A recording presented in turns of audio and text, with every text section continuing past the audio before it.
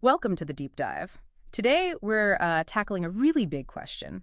How is artificial intelligence, AI, shaping up to affect our work and maybe our free time too? Yeah, it's the core issue, isn't it? Will AI mean like loads more leisure time, or are we just looking at different kinds of jobs? Exactly. And, the sources we've looked at, they paint a really interesting picture. Sometimes a bit conflicting even. Definitely. You see these clear signs pointing towards, well, significant automation, a future where AI does a lot of what we do now. Right. But then there are also these really compelling arguments that actually AI's main impact might be more about transforming the work we do, not just getting rid of it. Okay, yeah. We've got a lot to unpack here. Forecasts from places like Goldman Sachs on automation, McKinsey looking at skills, even some history. Mhm. So the goal for this deep dive is really to pull out the key insights from all this, give you, the listener, a clear view of what might be coming without, getting bogged down in super technical stuff. And it's so important for you to grasp that this isn't like black and white, all or nothing.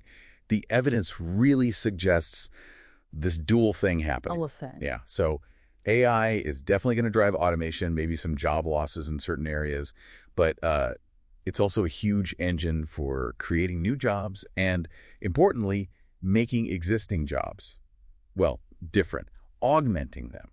It's really dynamic. Which is where it gets kind of counterintuitive, right? Because the story is often robots take jobs, but we're actually seeing some early signs that AI adoption might, for some people, mean working more hours. It seems that way, yes. Yeah. It's a paradox we absolutely need to dig into. Why would that happen? Okay. So mission for today. Give you a balanced perspective based on what our sources are saying to help make sense of this whole complex picture. Right. We want to leave you with some solid takeaways to chew on. And as always, a final thought to mull over after we wrap up. Perfect. So let's dive right in. The job market. How is AI actually shaking things up right now, and what are the big predictions? Well, like we hinted, the predictions are kind of all over the place.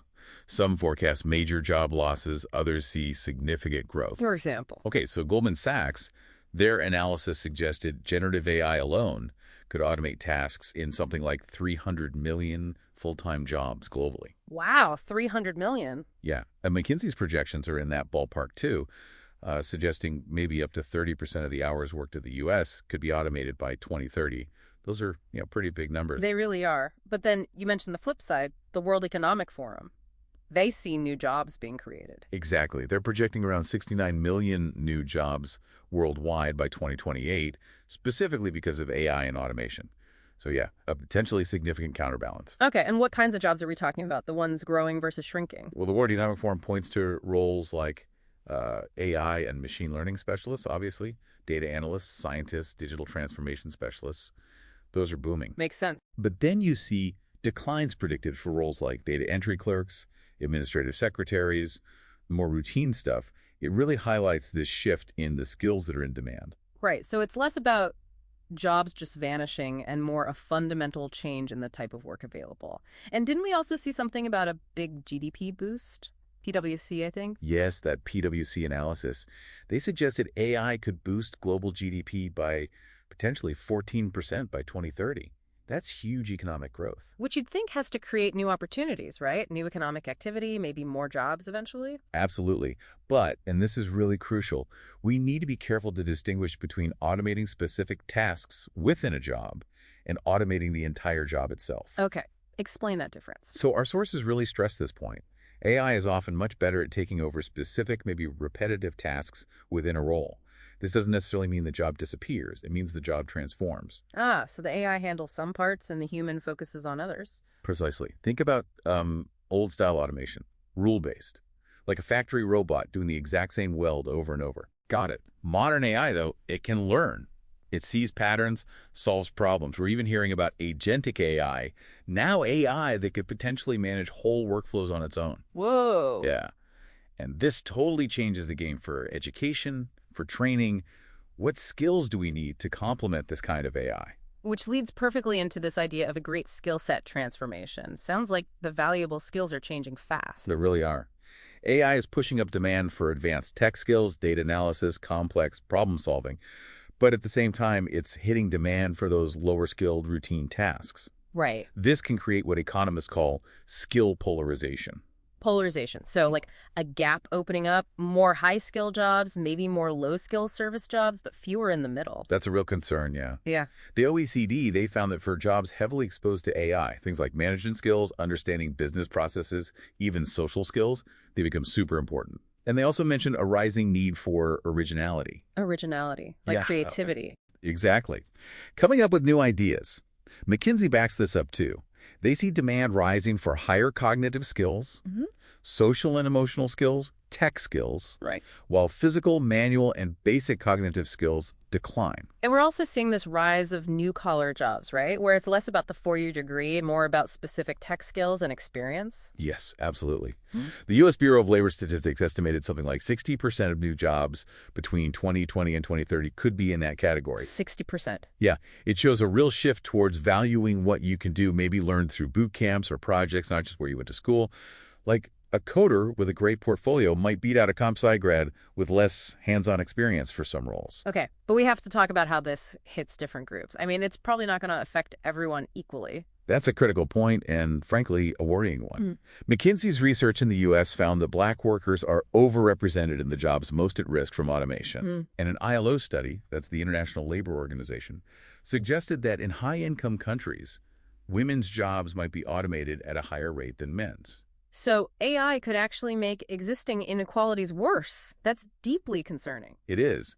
And it's not just manual or lower-skilled work anymore. Some analysis suggests even highly educated, well-paid people with degrees could see major disruption, especially with generative AI getting so good at white-collar tasks. Right. Things like writing reports, coding, analysis. Exactly. And there was another study looking at 86 countries over about a decade, finding that more AI investment correlated with rising income inequality. The top earners benefited most, while the middle and bottom saw their income share shrink. So even if the whole economy grows thanks to AI, the benefits aren't automatically shared. That's true. Yeah, that's really crucial to remember. Absolutely. Okay, so let's pivot a bit. Let's talk about the different kinds of work idea. How is AI actually changing how we do our jobs and what new roles are popping up? Right, the augmentation angle. AI helping humans, not just replacing them. Yeah.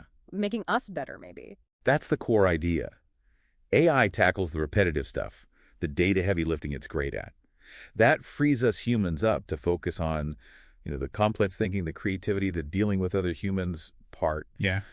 And our sources drew this interesting line. AI innovations focused on things like engagement, learning, creativity. Those tend to augment human work. They can even boost job growth in those areas. Okay. But AI focused just on perception tasks like recognizing objects. That has more potential to displace workers. And we saw some pretty impressive numbers on productivity gains from this augmentation, didn't we? Like with coding. Oh, yeah. Really striking figures, those AI coding assistants, boosting developer productivity by like 20, even 50% in some cases. Wow. And studies looking at companies that adopt AI. They often show faster job growth, faster revenue growth than companies that don't. Even the St. Louis Fed found that people using generative AI were saving, on average, over 5% of their work time. But it's not just about plugging in a new tool, is it? It sounds like getting the real benefit means rethinking how work actually gets done. Exactly. You can't just bolt AI onto old processes. The big gains come when you strategically redesign workflows to really leverage what AI does best and what humans do best. It's about finding that synergy. As Eric Horvitz put it, we've barely scratched the surface of what human-AI collaboration could achieve. And with this tech evolving so fast, we're seeing totally new jobs appear, roles that just didn't exist a few years back. For sure. Demand for AI specialists has just exploded way faster than overall job growth. We're seeing jobs like prompt engineers. Right, the people who talk to the AI. Yeah, crafting the right instructions. Yeah. Then you've got AI ethics specialists, super important, focusing on fairness and bias. Health tech implementation specialists, AI literacy trainers, teaching people how to use this stuff. It's wild to think about these new careers just emerging from the technology. And it's not just in tech companies, right? It's hitting all sorts of industries. Oh, totally. Yeah. Finance, farming, retail, you name it. AI is changing the skills needed everywhere. It's like, remember when the internet took off? Suddenly we needed web designers, social media managers, cybersecurity folks, jobs nobody predicted. Yeah. Same thing is happening now. And we can only guess at what's next. AI law specialists dealing with legal issues, AI oversight specialists managing these complex systems. Makes sense. But, even these new AI jobs might change quickly. The tech evolves so fast, you might need to constantly learn new things just to stay current. Lifelong learning is becoming, well, essential. Okay, so as AI handles more of the routine data stuff, it seems like the uniquely human skills become even more valuable, the things AI can't do easily. That's a key takeaway. There's this real reevaluation happening. Higher-level thinking, creativity, critical analysis, handling complex info, those become premium skills. Remember the OECD mentioned the demand for originality? Right, originality. Yeah. And it's not just thinking skills, is it? Social emotional intelligence. Crucial. Absolutely crucial. Empathy, persuasion, leadership, teamwork, just understanding people. AI is nowhere near replicating that. As AI handles the technical side, our ability to connect and collaborate becomes a key differentiator. And just being able to work with AI, understanding its basics, AI literacy, that's becoming a baseline skill too. For a huge chunk of the workforce, yes. And then there's the ethical side. As these systems get more powerful, we need people with strong ethical reasoning, sound judgment to make sure they're used responsibly. Like those AI ethics specialists you mentioned. Exactly. Human oversight is non-negotiable for fairness, accountability. It's funny, the more advanced the tech, the more we seem to need our basic human judgment and values. So the future of work. It sounds less like human versus machine and more like human plus machine, focusing on different tasks, leaning into our human strengths. That really sums up the different kinds of work path. Okay, now, let's tackle that other big question. The promise. Will all this tech finally give us more leisure time? Ah, yes, the dream. It's what everyone wonders, right? But history suggests maybe it's not that simple. It really isn't. Look back at the Industrial Revolution, the first impact. Grueling, long work hours. It took massive social change, labor movements, new laws to eventually shorten the workday and create space for leisure. Right, and then the computer age came along, promising automation would free us all up. And for a lot of people, it just didn't happen, did it? Productivity shot up, sure, but work weeks didn't magically shrink for most. Why was that? Economic pressures? Consumer culture? Probably a mix of all those things. Economic thinking focused on growth, maybe, rather than distributing the gains as free time.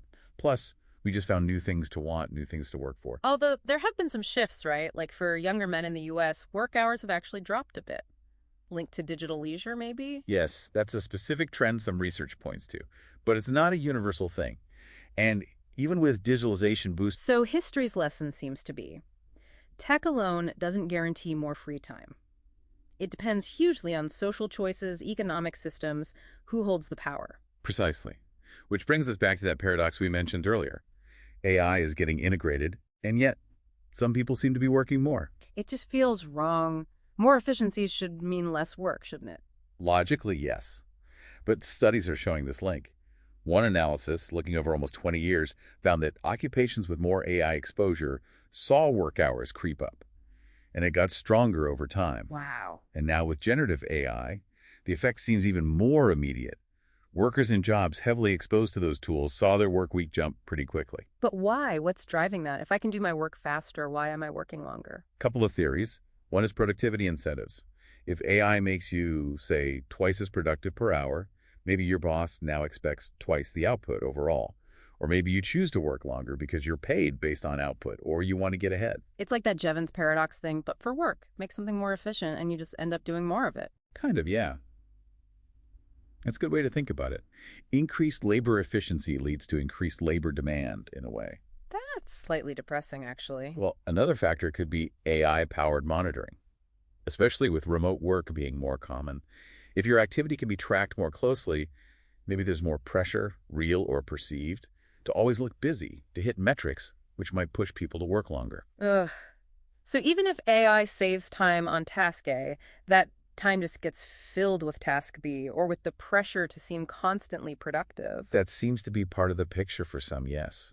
And think about what that does to your non-work time. Yeah. Some research suggests that when AI-related work hours go up, people cut back on things like socializing face-to-face, hobbies, exercise, the non-screen stuff. But screen time stays the same or goes up. Yeah, screen-based leisure might hold steady or even increase, so you could end up with more downtime, but it's more isolated, more sedentary, more mediated by devices. Not exactly the enriching leisure we might hope for. It raises questions, and AI itself is moving into leisure. right? People using ChatGPT for fun, for info, maybe even for kind of social interaction. Yeah. What does that mean for authenticity, for real human connection? It really ties back to those big post-work society ideas. Automation takes over the drudgery, but it sounds like we're a long way off and the road there is messy. It does seem that way. I mean, people are talking about policies like universal basic income or shorter work weeks, anticipating massive automation. Right. But there are counter-arguments, too. Philosophers like Nick Bostrom wonder if super smart AI might even undermine traditional leisure if machines can do everything better, faster, more efficiently. Does playing chess still feel satisfying if an AI always wins? That's deep. It forces us to ask, what's the real value of work beyond just money? How do we structure society if work as we know it isn't the central pillar anymore? Okay, so wrapping all this up, where do we land? More leisure or just different work? What's the likely future? I think the clearest answer from the sources is it's probably going to be a mix. Yeah. A hybrid reality. Yeah. AI will change work fundamentally. It will create new jobs. It will automate tasks. And yes, for some people, at least for a while, it might even mean more work demands. And it won't be the same for everyone. Definitely not. It'll vary hugely by industry, by your skills, your demographics, where you live, and that balance between different work and more leisure. That's likely to shift over time as the technology matures and society adapts. So what shapes that balance? What are the key levers? Well, big ones are policy choices. Education, retraining, labor laws, safety nets like UBI maybe, how we regulate AI itself. Okay. Then there are corporate strategies. Do companies just automate, or do they focus on augmenting their workers? How do they share the productivity gains? Right. Do the profits go to shareholders, or do workers get shorter hours or better pay? Exactly. And finally, there's us. Societal adaptation, our attitudes to work and leisure, our willingness to keep learning, all crucial. And it's not just about how much work or leisure, but the quality, right? Absolutely. Yeah. Potential for work to be more engaging, less boring if AI takes the grunt work, but also the risk of lower quality jobs if AI monitoring becomes oppressive. And leisure. Could become more immersive, personalized with AI, or it could become more passive, more isolating, maybe less genuinely fulfilling. So the future isn't written yet. It depends on what we choose to do. That's the bottom line. It's not tech destiny. It's human agency. And we need to be really aware of the risk of creating not just a work divide, but a leisure divide, too. Some people with tons of free time, others still stuck working incredibly long hours. Right. Getting this right needs more than just clever tech. It needs social wisdom, ethical thinking, smart politics. Well, this has been a lot to think about, a really fascinating deep dive into something that's changing so fast. It really is. It's clear AI's impact on work and leisure is complicated, multifaceted, and definitely still playing out. We've hit on job shifts, new skills, the potential for more productivity, but also maybe more hours, and this whole evolving idea of leisure. And it's vital. You remember, this is dynamic. These questions about jobs, skills, hours, free time, they're linked. And they'll keep changing as AI gets smarter and more embedded in our lives. Okay, so for our final thought today, we want to leave you, the listener, with this question. In this world that AI is reshaping so rapidly, how are we going to define what meaningful work actually is and what counts as fulfilling leisure? And maybe even more critically, how do we make sure that both the opportunities for that meaningful engagement and the simple, valuable gift of free time are shared fairly and justly in the AI-driven future that's arriving faster than we might think? Something to definitely chew on. We hope you'll dig into the sources yourselves and keep thinking about the long-term impacts. Thanks for joining us on The Deep Dive.